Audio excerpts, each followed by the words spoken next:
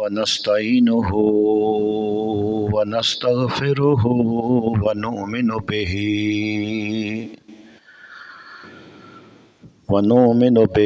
ونتوكل عليه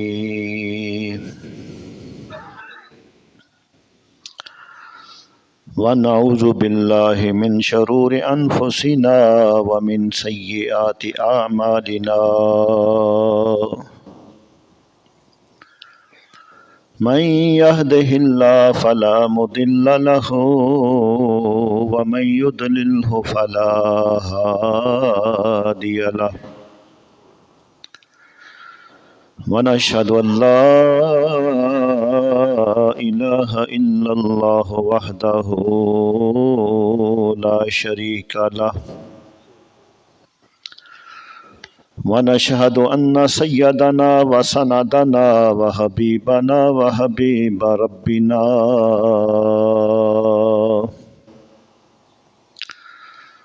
والصلاة والسلام على أفضل الأنبياء والمرسلين وعلى آله وأصحابه وأولياء أمته وعلماء ملته أجمعين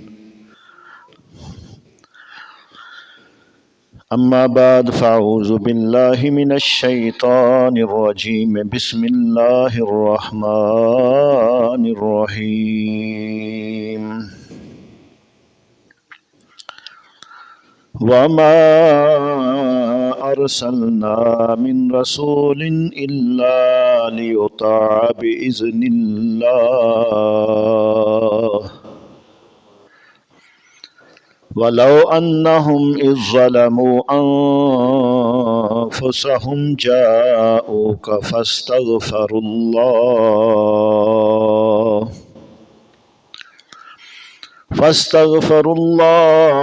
واستغفر لهم الرسول لوجدوا الله توابا رحيما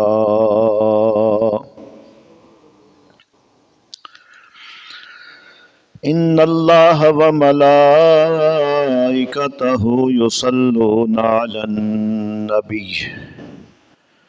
يا أيها الذين آمنوا صلوا عليه وسلموا تسليما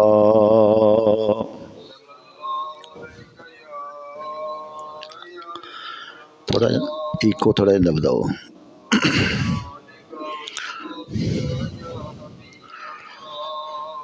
الصلاة والسلام عليك يا نبي الله وعلى آلك وأصحابك يا نور الله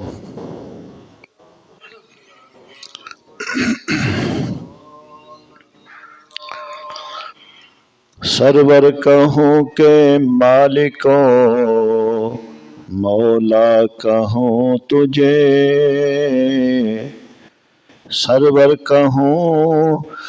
کہ مالکو مولا کہوں تجھے سب پڑھیں سرور کہوں کہ مالکو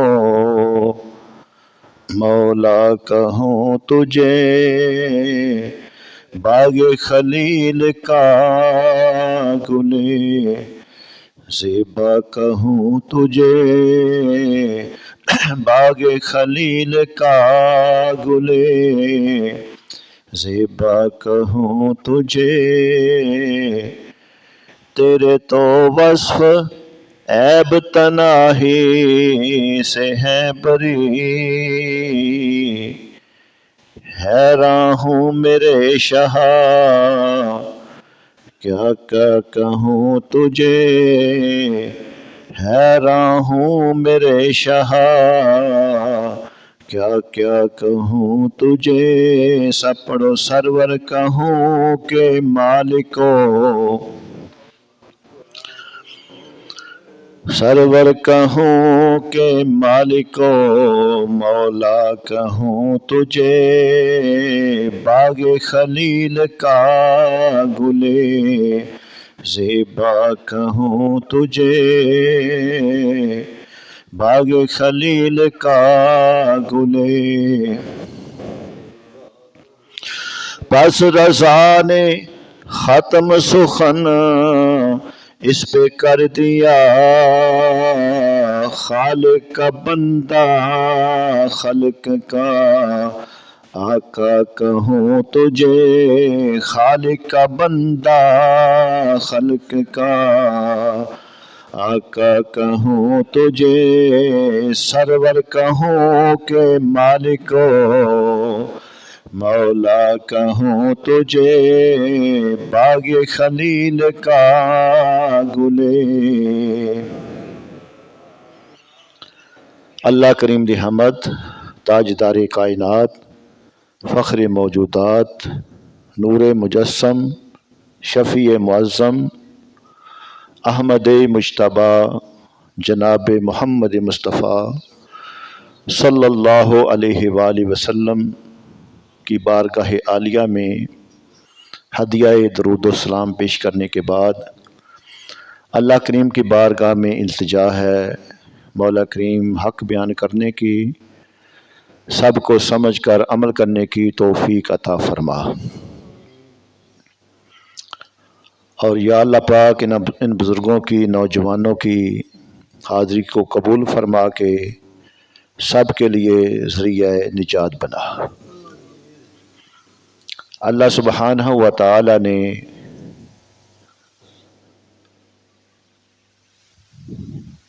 پارہ نمبر 5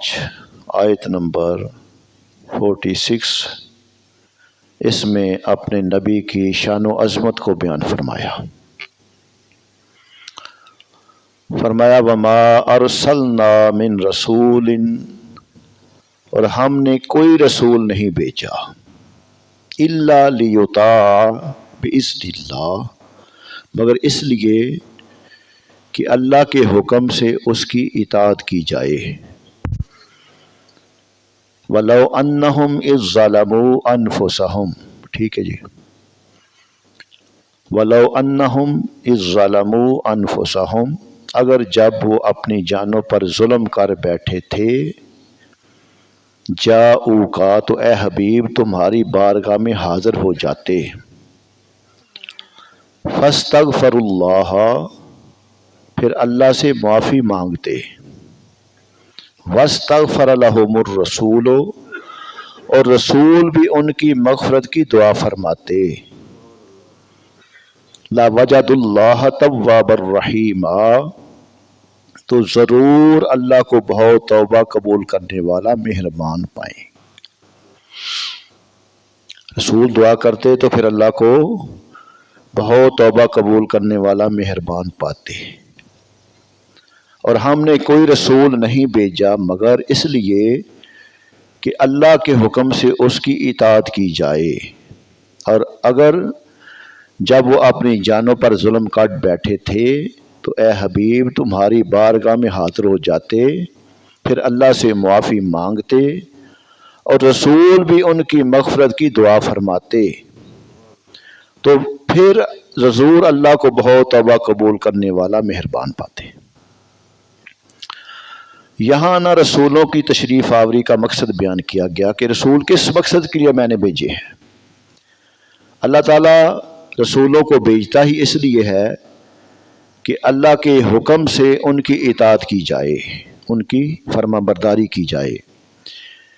اس لیے اللہ تعالیٰ انبیاء علیہم السلام رسول اعظام کو معصوم بناتا ہے، گناہوں سے پاک کر دیتا ہے،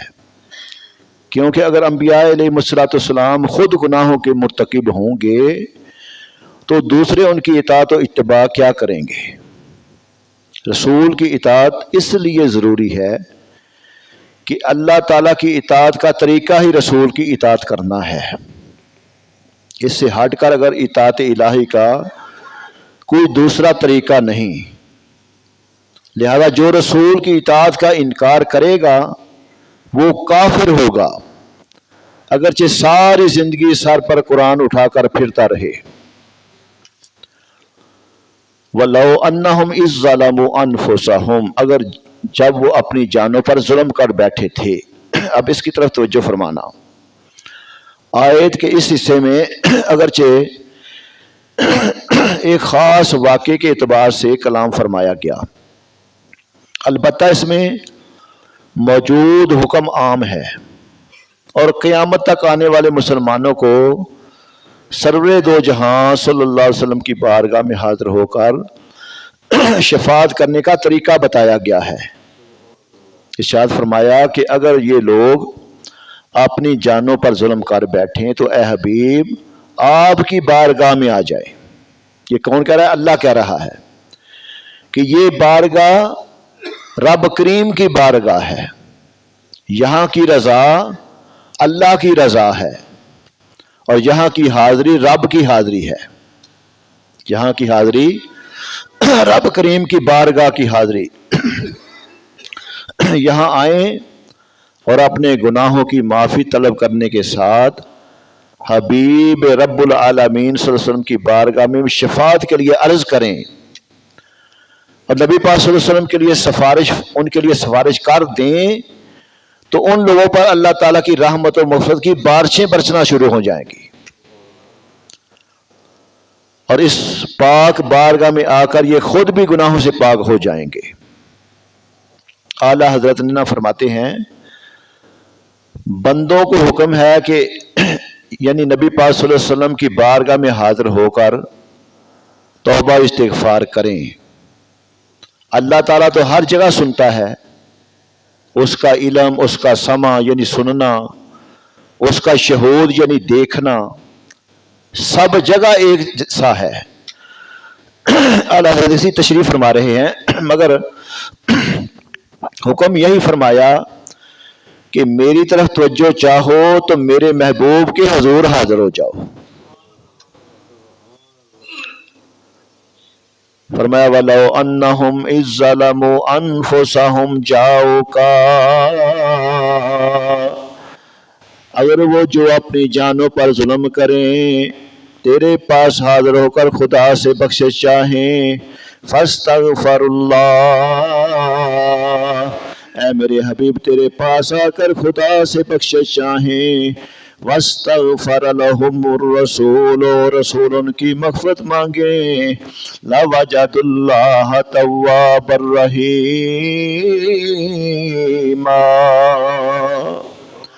تو ضرور خدا کو توبہ قبول کرنے والا مہربان پائیں۔ حضور کے عالم حیات ظاہری میں حضور صلی اللہ علیہ وسلم کی بارگاہ میں حاضر ہونا ظاہر تھا، اب حضور مزار پر انوار ہے، جہاں یہ بھی میسر نہ ہو تو دل سے حضور پر نور کی طرف توجہ فرما لیں، حضور سے توسل، فریاد، استغاثہ، طلب شفاعت کی جائے۔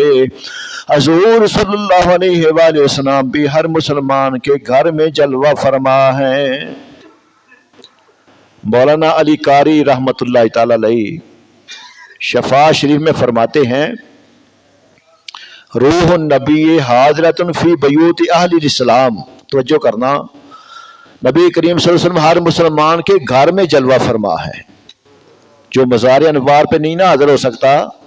وہ توجہ سے اپنے نبی کی بارگاہ میں توجہ کرے نا، تو نبی پاک صلی اللہ علیہ وسلم کے ہر عاشق کے گھر میں آپ جلوہ فرما ہے۔ فرمایا روح النبی صلی اللہ علیہ وسلم حاضرۃ فی بیوت اہل الاسلام، نبی پاک صلی اللہ علیہ وسلم ہر مسلمان کے گھر میں جلوہ فرما ہے۔ اور یاد رہے کہ تاجدار رسالت صلی اللہ علیہ وسلم کی ظاہری حیات مبارکہ میں آپ صلی اللہ علیہ وسلم کی بارگاہ میں حاضر ہو کر اور ساری زار کے بعد آپ صلی اللہ علیہ وسلم کے مزار پر انوار پر حاضری دے کر اپنے گناہوں کی معافی چاہیے، اپنی مغفرت و نجات کی التجا کرنے اور اپنی مشکلات کی دوری چاہنے کا سلسلہ صحابہ اکرام سے چلتا آ رہا ہے۔ یہ ہم نے اپنی طرف سے یہ طریقے نہیں بتائے، یہ صحابہ سے طریقے چلتے آ رہے ہیں، یہ میں آگے آپ کو بتاتا ہوں۔ بارگاہ رسالت صلی اللہ علیہ وسلم میں حاضر ہو کر گناہوں کی معافی چاہنے کے واقعات آپ سماعت فرمائیں۔ حضرت ابو لبابہ بن عبد المنذر رضی اللہ تعالیٰ سے غزوہ بنو قریظہ کے موقع پر ایک خطا سرزد ہو گئی، آپ سے کوئی غلطی ہو گئی تو آپ رضی اللہ تعالیٰ نے اس قدر نادم ہوئے کہ خود کو ایک ستون کے ساتھ باندھ دیا اور کہا کہ جب تک اللہ تعالیٰ میری توبہ قبول نہیں فرمائے گا تب تک نہ میں کچھ کھاؤں گا نہ پیوں گا نہ کوئی چیز چکھوں گا یہاں تک کہ مجھے موت آ جائے یا اللہ تعالیٰ میری توبہ کو قبول فرما لے۔ حضور پر نبی صلی اللہ علیہ وسلم کو جب ان کے بارے میں پتہ چلا تو ارشاد فرمایا اگر یہ میرے پاس آ جاتا تو میں اس کے لیے مغفرت طلب کرتا، لیکن اب اس نے خود کو باندھ لیا ہے تو جب تک اللہ تعالیٰ اس کی توبہ قبول نہیں فرمائے گا میں نہیں اس کو کھولوں گا۔ 7 دن تک حضرت ابو لبابہ نے نہ کوئی چیز کھائی نہ پی، حتیٰ کہ ان پر غشی طاری ہو گئی۔ پھر اللہ تعالیٰ نے ان کی توبہ کو قبول فرمایا۔ جب انہیں توبہ کی قبولیت کے بارے میں بتایا گیا تو فرمایا خدا کی قسم میں اس وقت تک خود کو نہیں کھولوں گا جب تک نبی پاک صلی اللہ علیہ وسلم تشریف لا کر اپنے دست اقدس سے مجھے نہیں کھولتے۔ تاجدار صلی اللہ علیہ وسلم تشریف لائے اور اپنے پیارے صحابی کو بندشوں سے آزاد کر دیا۔ تو اس میں نبی پاک صلی اللہ علیہ وسلم نے کیا فرمایا کہ اگر وہ میرے پاس آ جاتا تو میں رب کی بارگاہ میں اس کی معافی کی طلبگار میں ہو جاتا، میں اس کے لیے معافی طلب کرتا۔ تو نبی پاک صلی اللہ علیہ وسلم خود سکھا رہے ہیں اگر تم سے گناہ ہو جاؤ تو میری بارگاہ میں آ جاؤ۔ اور بارگاہ رسالت میں توبہ رجوع کی ایک دوسری روایت ملاحظہ فرمائیں۔ حضرت عائشہ صدیقہ فرماتی ہیں میں نے ایک ایسا بستر خریدا جس پر تصویریں بنی ہوئی تھیں۔ جب رسول اکرم صلی اللہ علیہ وسلم نے اسے دیکھا تو دروازے پر کھڑے ہو گئے اور گھر میں داخل نہ ہوئے۔ میں نے آپ کے روئے انور پر ناپسندیدگی کے آثار دیکھے تو عرض گزار ہوئی یا رسول اللہ یا حبیب اللہ مجھ سے جو نافرمانی ہوئی میں اسے اللہ اور اس کے رسول کی بارگاہ میں توبہ کرتی ہوں۔ جو مجھ سے گناہ ہوا ہے نا میں اللہ کی بارگاہ میں اور رسول کی بارگاہ میں توبہ کرتی ہوں۔ یہ کون فرما رہی ہیں؟ ام عائشہ صدیقہ رضی اللہ تعالیٰ عنہ۔ ارشاد فرمایا یہ گدا جو گدا ہے یہ گدا کیوں ہے یہاں پہ کس لیے بچھایا ہے؟ عرض کی میں نے آپ صلی اللہ علیہ وسلم کے لیے خریدا تھا تاکہ آپ صلی اللہ علیہ وسلم اس پر تشریف فرما ہوں اور اسے ٹیک لگا لیں۔ سرکار کائنات صلی اللہ علیہ وسلم نے ارشاد فرمایا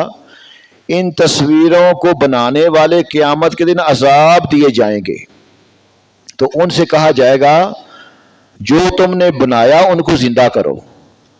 اور ارشاد فرمایا جس گھر میں تصویریں ہوں اس میں فرشتے داخل نہیں ہوتے۔ ہم دیکھیں کتنی بے جام تصویریں بناتے ہیں۔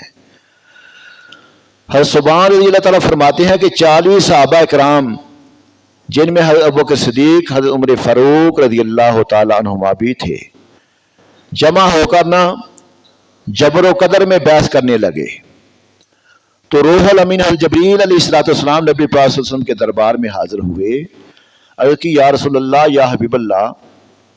آپ باہر اپنی امت کے پاس تشریف لے جائیں، انہوں نے ایک نیا کام شروع کیا ہے۔ حضور اکرم صلی اللہ علیہ وسلم اس حال میں باہر تشریف لائے کہ غصے سے آپ صلی اللہ علیہ وسلم کا چہرہ مبارک سرخی میں اس طرح نمایاں تھا جیسے سرخ انار کا دانہ آپ صلی اللہ علیہ وسلم کے رخسار مبارک پر نچوڑا گیا ہو۔ صحابہ کرام رضی اللہ تعالیٰ عنہ حضور اکرم صلی اللہ علیہ وسلم کی اس کیفیت کو دیکھ کر نہ کھلے بازو آپ صلی اللہ علیہ وسلم کے استقبال کی آگے بڑھے اور ان کا حال یہ تھا کہ ان کے ہاتھ اور بازو کانپ رہے تھے۔ عرض کی تبنا الی اللہ و رسولہ ہم نے اللہ تعالیٰ اور رسول صلی اللہ علیہ وسلم کے دربار میں توبہ پیش کی۔ اللہ کے دربار میں ہم نے توبہ کی اور رسول صلی اللہ علیہ وسلم کے دربار میں توبہ کی۔ یہ کون کہہ رہے ہیں؟ صحابہ کرام۔ اللہ اکبر۔ آپ صلی اللہ علیہ وسلم نے ارشاد فرمایا قریب تھا کہ تم اپنے اوپر جہنم کو واجب کر لیتے۔ میرے پاس جبریل امین علیہ السلام تشریف لائے اور عرض کی کہ آپ صلی اللہ علیہ وسلم باہر امت کے پاس تشریف لے جائیں، انہوں نے نیا کام شروع کر دیا ہے۔ تو اشارہ کیا ہوا کہ جب انہوں نے کہا نا کہ ہم اللہ اور رسول صلی اللہ علیہ وسلم کی بارگاہ میں توبہ کرتے ہیں، تو اس کے پاداش میں اللہ پاک نے ان کے توبہ کو قبول فرما لیا۔ تو حضور اکرم صلی اللہ علیہ وسلم کی بارگاہ میں حاضری کا یہ طریقہ صرف آپ صلی اللہ علیہ وسلم کی حاضری ظاہری حیات مبارکہ میں نہ تھا، بلکہ آپ صلی اللہ علیہ وسلم کے وصال مبارک کے بعد بھی یہ عرض مروز باقی رہی اور آج تک ساری امت میں چلتی آ رہی ہے۔ امیر المومنین حضرت فاروق رضی اللہ تعالی عنہ کے دور خلافت میں قحط پڑ گیا۔ یہ میں بتا رہا ہوں کہ نبی پاک صلی اللہ علیہ وسلم کی بارگاہ میں صحابہ بھی حاضر ہو کے اپنی التجائیں پیش کرتے رہے۔ آج گئے گزرے دور میں لوگ کہتے ہیں یہ شرک ہو گیا، بدعت ہو گیا، یہ سنی نے اپنی طرف سے یہ طریقے نکال لیے ہیں۔ تو میں آپ کو یہ بتانا چاہتا ہوں کہ یہ اپنی طرف سے طریقے نہیں نکالے، بلکہ یہ طریقے صحابہ کرام کی زندگی میں ہمارے لیے روشن دلیلیں ہیں۔ امیر المومنین عمر فاروق رضی اللہ تعالیٰ کے دور خلافت میں قحط پڑ گیا، تو صحابی رسول حضرت بلال بن حارث المزنی رضی اللہ تعالیٰ عنہ نے سلطان جو جہاں صلی اللہ علیہ وسلم کی قبر انور پر حاضر ہو کر عرض کی، یا رسول اللہ، یا حبیب اللہ، اپنی امت کے لیے بارش کی دعا فرما دیجئے۔ یہ آپ صلی اللہ علیہ وسلم کی ظاہری حیات کے بعد کے واقعات ہیں۔ آپ کے مزار پر انوار پہ صحابی رسول حاضر ہو کر کیا عرض کر رہے ہیں، یا رسول اللہ، یا حبیب اللہ، بارش کے لیے دعا فرما دیجئے، آپ کی امت ہلاک ہو رہی ہے۔ تو سرکار کائنات صلی اللہ علیہ وسلم نے خواب میں ان سے ارشاد فرمایا کہ تم حضرت عمر رضی اللہ تعالیٰ کے پاس جا کر نا میرا سلام کہو اور بشارت دے دو کہ بارش ہوگی، اور یہ بھی کہہ دو کہ آج کے بعد عمر نہ اپنی رایہ پر نرمی کیا کرے۔ حضرت بلال بن حارث بارگاہ خلافت میں حاضر ہوئے اور خبر دے دی۔ حضرت عمر فاروق رضی اللہ تعالیٰ یہ سن کر نہ رونے لگے، فرمایا کہ یا رب، میں کوتاہی تو نہیں کرتا مگر اسی چیز میں کہ جس سے میں عاجز ہوں۔ تو اس سے پتہ کیا چلا کہ نبی پاک صلی اللہ علیہ وسلم کے مزار پر انوار پہ صحابہ کرام حاضر ہو کر اپنی حاجتیں پیش کرتے تھے۔ ایک مرتبہ مدینہ منورہ میں شدید قحط پڑ گیا۔ اہل مدینہ حضرت عائشہ صدیقہ کی بارگاہ میں اس کی شکایت لے کر آئے۔ انہوں نے فرمایا کہ سرکار مدینہ صلی اللہ علیہ وسلم کی قبر انور پر دیکھو اور چھت میں ایک روشن دان بنا دو۔ عائشہ صدیقہ ان کو تعلیم دے رہی ہیں، امہات المومنین میں سب سے اعلیٰ شان والی عائشہ صدیقہ فرماتی ہیں کہ دیکھ چھت میں ایک روشن دان بناؤ حتیٰ کہ روضہ منور اور آسمان کے درمیان کوئی چیز حائل نہ رہے۔ جب بارش کی شکایت کی نا قحط پڑ گیا ہے، بارش نہیں ہو رہی، عائشہ صدیقہ فرماتی ہیں کہ نبی پاک صلی اللہ علیہ وسلم کے جا کر نا روضہ مبارک تھے، درمیان میں ایک روشن دان بنا دو اور آسمان اور روضے کے درمیان کوئی چیز حائل نہ رہے۔ اہل مدینہ نے جیسے ہی روشن دان بنایا تو اتنی کثیر بارش ہوئی کہ سبز گھاس اگ گئی اور اس سے اونٹ موٹے ہو گئے، یہاں تک کہ گوشت سے بھر گئے۔ بادشاہ ابو جعفر منصور نے حضرت امام مالک رحمۃ اللہ تعالی علیہ سے نا مسجد نبوی شریف میں مناظرہ کیا۔ امام مالک اور اس وقت کے بادشاہ منصور آپس میں مناظرہ ہو رہا ہے مسجد نبوی شریف میں، اور دوران مناظرہ ابو جعفر کی آواز کچھ بلند ہوئی۔ ابو جعفر منصور جو بادشاہ تھا نا، اس کی آواز بلند ہو گئی۔ تو امام مالک نے نا اسے ڈانٹتے ہوئے کہا کہ اے امیر المومنین، اس مسجد میں اپنی آواز کو اونچی نہ کرو، کیونکہ اللہ تعالیٰ نے ایک جماعت کو ادب سکھایا ہے۔ وہ ادب کیا ہے کہ تم اپنی آوازوں کو نبی پاک صلی اللہ علیہ وسلم کی آواز سے بلند نہ کرو۔ مسجد نبوی شریف میں حضور صلی اللہ علیہ وسلم کے روضہ مبارک کے پاس مناظرہ ہو رہا ہے۔ امام مالک بادشاہ کو کہہ رہے ہیں کہ اپنی آواز کو بلند نہ کرو، کیونکہ اللہ پاک نے ایک جماعت کو یہ ادب سکھایا ہے کہ تم اپنی آوازوں کو نبی پاک صلی اللہ علیہ وسلم کی آواز سے بلند نہ کرو۔ اور دوسری جماعت کی تعریف فرمائی، بے شک جو لوگ اپنی آوازوں کو रसूल अल्लाह सल्लल्लाहु अलैहि वसल्लम की बारगाह में पस्त करते हैं और एक कौम की मजम्मत बयान की कि बेशक वो जो तुम्हें हुजरों के बाहर से पुकारते हैं, तो बेशक आप सल्लल्लाहु अलैहि वसल्लम की इज्जत और हुर्मत अब भी इसी तरह है जिस तरह आप सल्लल्लाहु अलैहि वसल्लम की ज़ाहिरी हयात में थी। इमाम मालिक फरमा रहे हैं कि जिस तरह आपकी ज़ाहिरी हयात में इज्जत और हुर्मत थी, आपके विसाल मुबारक के बाद भी आज भी आपकी ऐसी इज्जत और हुर्मत है। ये सुनकर ना अबू जाफर खामोश हो गया। फिर दरियाफ्त किया कि ए अबू अब्दुल्ला, मैं किबला की तरफ मुंह करके दुआ मांगूं या रसूलुल्लाह सल्लल्लाहु अलैहि वसल्लम की तरफ तवज्जो करके दुआ मांगूं? तवज्जो फरमाना। फरमाया, तुम क्यों हजूर सल्लल्लाहु अलैहि वसल्लम से मुंह फेरते हो, हालांकि हजूर सल्लल्लाहु अलैहि वसल्लम तुम्हारे और तुम्हारे वालिद हजरत आदम अलैहिस्सलाम के बरोज़े क़यामत अल्लाह की बारगाह में वसीला हैं, बल्कि तुम हजूर सल्लल्लाहु अलैहि वसल्लम ही की तरफ मुतवज्जो होकर आप सल्लल्लाहु अलैहि वसल्लम से शफात मांगो, फिर अल्लाह ताला आप सल्लल्लाहु अलैहि वसल्लम की शफात कबूल फरमाएगा। ये क्यों कौन सिखा रहे हैं? इमाम मालिक रहमतुल्लाह ताला, जिसके सारे आज ना मुसलमान मुकल्लद हैं। कुछ इमाम मालिक को मानते हैं, कुछ इमाम शाफी को मानते हैं, कुछ इमाम अहमद बिन हम्बल को मानते हैं। तो ये नबी पाक सल्लल्लाहु अलैहि वसल्लम की बारगाह का अदब सिखा रहे हैं। मरवान ने एक ज़माना, मरवान को तसल्लुत हासिल हुआ, उसने एक साहब को देखा कि हजूर सल्लल्लाहु अलैहि वसल्लम के कब्र अनवर पर ना अपना मुंह रखे हुए हैं। मरवान को उस वक़्त ना वो उस इलाके का अमीर था, तो देखा कि एक आदमी नबी पाक सल्लल्लाहु अलैहि वसल्लम के कब्र अनवर पे अपना मुंह रख के ना बैठा हुआ है।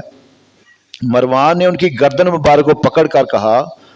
जानते हो ये क्या कर रहे हो? यानी कि उसने इसको अच्छा ना समझा, कोई आदमी ऐसी नबी पाक सल्लल्लाहु अलैहि वसल्लम की कब्र अनवर पे इस तरह मुंह रख के ना बैठा हुआ है। तो गर्दन से पकड़कर कहने लगा, जानते हो ये क्या कर रहे हो? उस पर उन साहब ने ना क्या जवाब दिया, उसकी तरफ मुतवज्जे होकर फरमाया कि मैं किसी ऊंट पत्थर के पास नहीं बैठा, मैं अल्लाह के रसूल के पास बैठा हुआ हूं। मैंने रसूलुल्लाह सल्लल्लाहु अलैहि वसल्लम को इरशाद फरमाते हुए सुना है, दीन पर ना रोवो जब उसका अहल उस पर वाली हो, हाँ उस वक़्त दीन पर रोवो जब ना अहल वाली हो जाए। ये सहाबी रसूल अबू अयूब अंसारी रज़ी अल्लाह तआला अन्हु थे, जो कब्र मुबारक पे इस तरह मुंह रख के बैठे हुए थे ना, वो सहाबी रसूल अबू अयूब अंसारी रहमतुल्लाह तआला अलैह। आप फरमा रहे हैं कि मैं किसी पत्थर के पास नहीं बैठा हुआ, मैं अल्लाह के रसूल की बारगाह में हाजिर हूं। कब्र मुबारक पे बैठ कर ये आप फरमा रहे हैं। हजूर सल्लल्लाहु अलैहि वसल्लम की वफ़ात शरीफ के बाद एक अराबी रोज़ा अक़दस पे हाजिर हुआ और रोज़ा अनवर की खाक पाक आपने सर पर डाली और अर्ज़ करने लगा, या रसूल अल्लाह, या हबीब अल्लाह, जो आपने फरमाया हमने सुना और जो आप सल्लल्लाहु अलैहि वसल्लम पर नाज़िल हुआ उसमें ये आयत भी है, कहने गाल वाला अन्नहुम इज़्ज़लमू अनफुसहुम जाऊका या सैयदी या रसूल अल्लाह, जो आपने कुरान हमें सिखाया है इसमें अल्लाह सुब्हानहू व तआला ने ये भी इरशाद फरमाया है, वलो अन्नहुम इज़्ज़लमू अनफुसहुम जाऊका, अगर तुम अपनी जानों पे जुल्म कर बैठो ए हबीब तो अपने हबीब की बारगाह में हाजिर हो जाओ, फस्तगफिरुल्लाह, अल्लाह से माफ़ी के तलबगार बन जाओ, वस्तगफिर लहुमुर रसूल, और रसूल भी तुम्हारी सिफारिश फरमा दें। जब रसूल तुम्हारी माफ़ी के तलबगार में तुम्हारी सिफारिश फरमा देंगे, लवजदुल्लाह तव्वाबर रहीमा,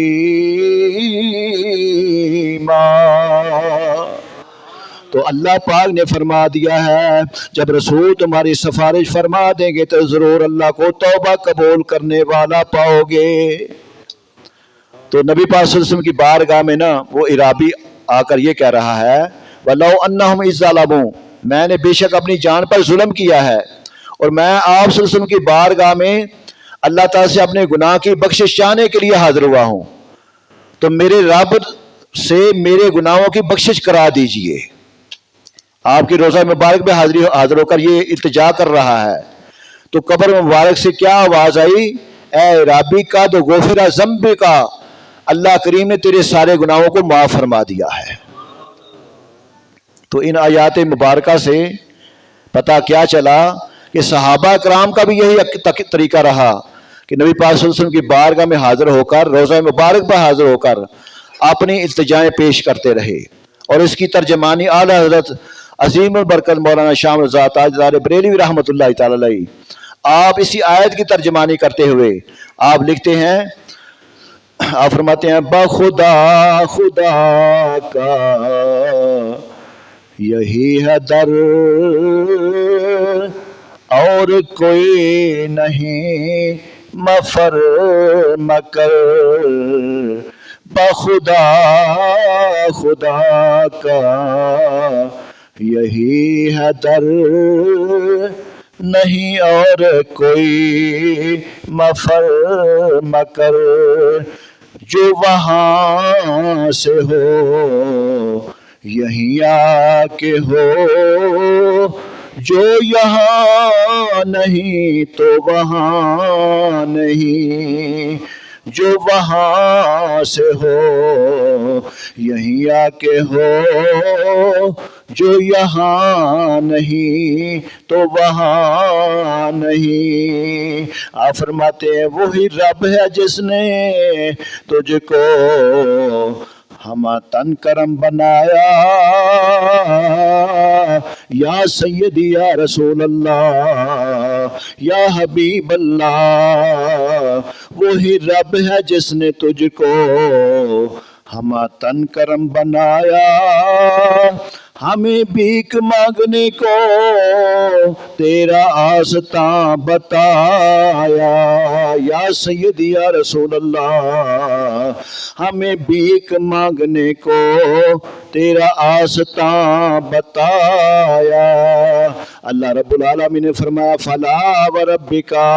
لا یؤمنون حتی یحکموک فیما شجر بینہم ثم لا یجدوا فی انفسہم حرجا مما قضیت ویسلموا تسلیما۔ اللہ سبحانہ وتعالیٰ نے ارشاد فرمایا اے محبوب تمہارے رب کی قسم وہ مسلمان نہیں ہوں گے جب تک اپنے آپس کے جھگڑے میں تمہیں حاکم نہ بنا لیں، پھر جو کچھ تم حکم فرما دو اپنے دلوں میں اس سے رکاوٹ نہ پائیں اور جی سے مان لیں۔ فرمایا مما قضیت ویسلموا تسلیما، جو بھی آپ حکم ارشاد فرمائیں پھر اس کو جی سے نہ مان لیں، اس وقت تک ایمان والے نہیں ہو سکتے۔ اس آیت کا شان نزول اس طرح ہے کہ اہل مدینہ پہاڑ سے آنے والی پانی سے باغوں میں آب پاشی کرتے تھے، اوپر پہاڑ سے پانی آتا تھا، اس سے وہ اپنی کھیتیاں باغات وغیرہ سراب کرتے تھے۔ تو وہاں ایک انصاری کا حضرت زبیر رضی اللہ تعالیٰ سے جھگڑا ہوا کہ کون پہلے اپنے کھیت کو پانی دے گا۔ یہ معاملہ حضرت حبیب کریم صلی اللہ علیہ وسلم کے حضور پیش کیا گیا، جھگڑا پیدا ہو گیا نا، تو یہ معاملہ نبی پاک صلی اللہ علیہ وسلم کی بارگاہ میں پیش کیا گیا۔ سرکار مدینہ صلی اللہ علیہ وسلم نے ارشاد فرمایا کہ اے زبیر تو اپنے باغ کو پانی دے کر نہ اپنے پڑوسی کی طرف پانی چھوڑ دینا۔ حضرت زبیر رضی اللہ تعالیٰ عنہ کو پہلے پانی کی اجازت اس لیے دی گئی کہ ان کا باغ جو نا اوپر والی جگہ پہ تھا، ان کا کھیت اوپر تھا، تو انہوں نے کہا جی یا رسول اللہ۔ اس کے باوجود سرکار دو عالم صلی اللہ علیہ وسلم نے انصار کے ساتھ بھی احسان کرنے کا فرما دیا، لیکن مجبوری فیصلہ انصاری کو ناگوار گزرا اور اس کی زبان سے یہ کلمہ نکلا کہ زبیر آپ کے چونکہ پھوپھی زاد بیٹے ہیں اس لیے ان کے حق میں آپ نے فیصلہ فرما دیا۔ تو نبی پاک صلی اللہ علیہ وسلم نے جب اس کا یہ جواب سنا نا تو کریم آقا علیہ الصلوۃ والسلام نے زبیر کو حکم دے دیا کہ اپنے باغ کو سراب کر کے نا پانی کو روک لینا۔ اس وقت اس آیت کریمہ کا نزول ہوا، فرمایا تو اے حبیب تمہارے رب کی قسم یہ لوگ مسلمان نہیں ہوں گے جب تک اپنے آپس کے جھگڑے میں تمہیں اپنا حاکم نہ بنا لیں، اور پھر جو کچھ تم حکم فرما دو اپنے دلوں میں سے کوئی رکاوٹ نہ پائیں اور اچھی طرح دل و جان سے اس کو مان لیں، تب یہ ایمان والے ہوں گے۔ تو اس آیت مبارکہ سے 7 مسائل جو ہے وہ حل ہوئے۔ اللہ تعالیٰ نے اپنے رب ہونے کی نسبت اپنے حبیب صلی اللہ علیہ وسلم کی طرف فرمائی، فلا و ربی کا، اے محبوب تیرے رب کی قسمیں۔ حالانکہ رب تو سب کا ہے، لیکن فرمایا کہ مجھے رب بھی ماننا ہے کہ میرے نبی کے وسیلے سے ماننا ہے۔ اب جو وسیلے کے انکار کرنے والے ذرا غور کریں، رب تو اپنی نسبت میں اپنے نبی کے وسیلے سے ہمیں بتا رہا ہے، فلا و ربی کا، اے محبوب تیرے رب کی قسم ہے۔ اور فرمایا حضور پر نبی صلی اللہ علیہ وسلم کا حکم ماننا فرض قرار دیا گیا، اور اس بات کو اپنے رب ہونے کی قسم کے ساتھ پختہ کیا، اور حضور اکرم صلی اللہ علیہ وسلم کا حکم ماننے سے انکار کرنے والے کو کافر قرار دیا گیا۔ تاجدار مدینہ صلی اللہ علیہ وسلم حاکم ہیں، اللہ تعالیٰ بھی حاکم ہے، اور حضور صلی اللہ علیہ وسلم بھی، آپ بھی حاکم ہیں، البتہ دونوں میں لامتناہی فرق ہے۔ اس سے یہ بھی معلوم ہوا کہ بہت سی صفات جو اللہ تعالیٰ کے لیے استعمال ہوتی ہیں، اگر وہ حضور صلی اللہ علیہ وسلم کے لیے استعمال کی جائیں تو شرک لازم نہیں آتا، جب تک کہ شرک کی حقیقت نہ پائی جائے۔ اور رسول کریم صلی اللہ علیہ وسلم کا حکم دل و جان سے ماننا ضروری ہے، اور اس کے بارے میں دل میں بھی کوئی رکاوٹ بھی نہیں ہونی چاہیے۔ اور اس لیے آیت کے آخر میں فرمایا کہ پھر اپنے دلوں میں آپ صلی اللہ علیہ وسلم کے حکم کے متعلق کوئی رکاوٹ نہ پائیں، اور دل و جان سے اس کو تسلیم کر لیں۔ اور اس سے یہ بھی معلوم ہوا کہ اسلامی احکام کو ماننا فرض ہے، اور ان کو نہ ماننا کفر ہے، اور ان پر اعتراض کرنا، ان کا مذاق اڑانا بھی کفر ہے۔ اور اس سے وہ لوگ عبرت حاصل کریں جو کافروں کے قوانین کو اسلامی قوانین پر فوقیت دیتے ہیں۔ آگے اللہ سبحانہ وتعالیٰ نے ارشاد فرمایا، وَلَوْ أَنَّا كَتَبْنَا عَلَيْهِمْ أَنِ اقْتُلُوا أَنفُسَهُمْ، اگر ہم ان پر فرض کر دیتے کہ اپنے آپ کو قتل کر دو، وَاخْرُجُوا مِن دِيَارِكُمْ، اور فرمایا اپنے گھر بار چھوڑ کر نکل جاؤ،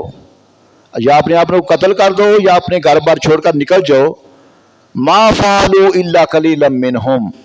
تو فرمایا ان میں تھوڑے ہی ایسا کرتے۔ وَلَوْ أَنَّهُمْ فَعَلُوا مَا يُوعَظُونَ بِهِ لَكَانَ خَيْرًا لَّهُمْ، فرمایا اگر وہ کرتے جس بات کی انہیں نصیحت دی جاتی ہے تو اس میں ان کا ہی بھلا ہوتا۔ وَأَشَدَّ تَثْبِيتًا، اور ایمان پر خوب جم جاتے۔ وَإِذْ لَآتَيْنَاهُم مِّن لَّدُنَّا أَجْرًا عَظِيمًا، اور ایسا ہوتا تو ضرور ہم انہیں اپنے پاس سے بڑا ثواب دیتے۔ وَلَهَدَيْنَاهُمْ صِرَاطًا مُسْتَقِيمًا، اور ضرور ان کو سیدھی راہ کی ہدایت کرتے۔ یہاں مخلص منافقین سب کے اعتبار سے یہاں پہ فرمایا جا رہا ہے، جو مخلص ہیں ان کے بارے میں بھی، اور جو منافقین ہیں ان کے بارے میں فرمایا جا رہا ہے کہ اگر ہم ان پر فرض کر دیتے کہ اپنے آپ کو قتل کرو یا اپنے گھروں سے نکل جاؤ، تو ان میں سے تھوڑے ہی ایسا کرتے، جیسے کہ بنی اسرائیل کو مصر سے نکل جانے اور توبہ کے لیے اپنے آپ کو قتل کرنے کا حکم دیا تھا۔ پیچھے ہم سورہ بقرہ میں یہ سارے واقعات پڑھ چکے ہیں۔ تو اس آیت کا شان نزول کچھ اس طرح ہے کہ حضرت ثابت بن قیس بن شماس سے ایک یہودی نے کہا کہ اللہ تعالیٰ ہم پر خود کو قتل کرنا اور گھر بار چھوڑنا فرض اللہ تعالیٰ نے کر دیا تھا، ہم اس کو بجا لائے تھے، اس لیے ہم آپ سے اعلیٰ ہیں۔ تو اس پر حضرت ثابت نے رضی اللہ تعالیٰ نے فرمایا کہ اگر اللہ تعالیٰ ہم پر بھی ایسا فرض کرتا تو ہم بھی ضرور بجا لاتے۔ اس وقت یہ آیت کریمہ نازل ہوئی اور فرمایا گیا کہ اگر ہم ان پر فرض کر دیتے کہ اپنے آپ کو قتل کر دو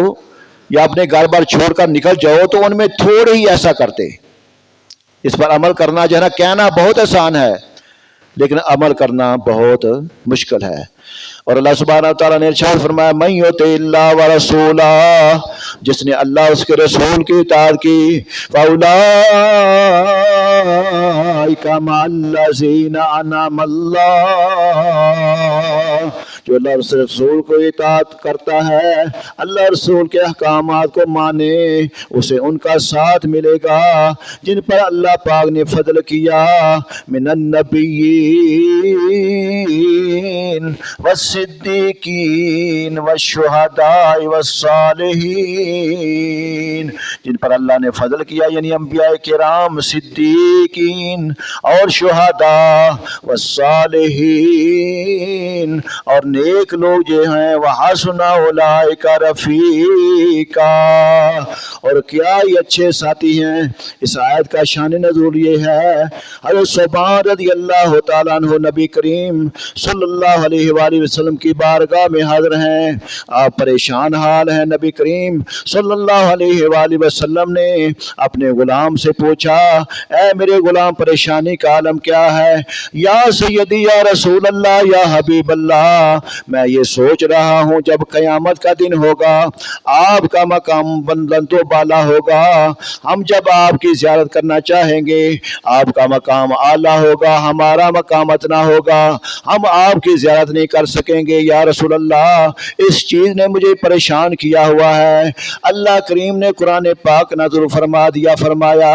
جو اللہ اور اس کے رسول کے فرما بردار ہیں، فَأُولَٰئِكَ مَعَ الَّذِينَ أَنْعَمَ اللَّهُ، اللہ پاک ان پر یہ بھی احسان ہوگا جو اللہ کے انعام یافتہ بندے ہیں، اللہ کے نبی، صدیقین، شہداء، صالحین، اللہ پاک ان کو قیامت کے دن اپنے نبی کی مفارقت عطا فرما دے گا۔ اللہ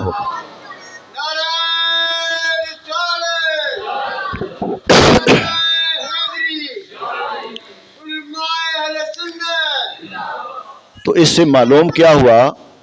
اس سے معلوم یہ ہوا کہ نبی پاک صلی اللہ علیہ وسلم کی رفاقت صحابہ اکرام کو بہت ہی محبوب تھی۔ ان کا یہ جی چاہتا تھا کہ ہم ہر وقت اپنے آقا کے پاس ہی رہیں، اور دنیا کی رفاقت کے ساتھ ساتھ آخری رفاقت کا بھی ان کو شوق تھا، اس لیے بڑے وہ فکر مند ہوا کرتے تھے۔ اس لیے حضرت صوبان رضی اللہ تعالیٰ نے جب اپنی خواہش کا اظہار کیا تو اللہ پاک نے نبی کے غلام کی خواہش کے مطابق قرآن پاک کا نزول فرما دیا۔ تو اللہ سبحانہ و تعالی ہم نے جو سلسلہ شروع کیا ہوا ہے قرآن پاک کا ترجمہ اور تفسیر، اپنے علم کے مطابق ہم ہر روز صبح فجر کی نماز کے بعد 20 منٹ تک، 15 سے 20 منٹ، 22 منٹ تک ہم ہر روز ایک رکوع کا ترجمہ اور اس کی مختصر سی تشریح جو ہے نا تفسیر بیان کرتے ہیں۔ تو تمام دوستوں کو بار بار ہم دعوت دیتے ہیں، اتنی لمبی رات ہے تو صبح فجر کی نماز آپ